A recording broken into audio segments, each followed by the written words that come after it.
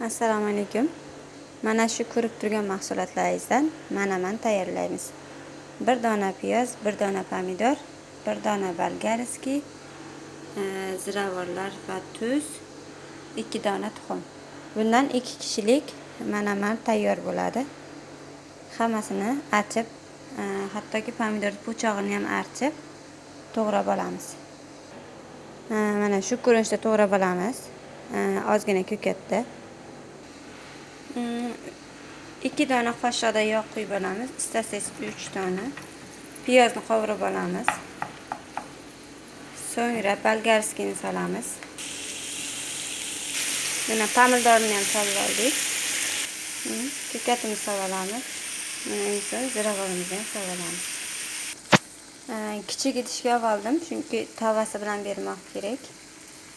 So'ngra tuxumimizni quyib olamiz. 2 ta tuxum aralashtirib biroz aralashtirib qo'yamiz.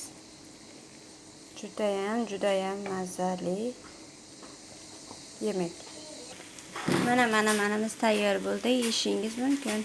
Yoqimli ishtaha.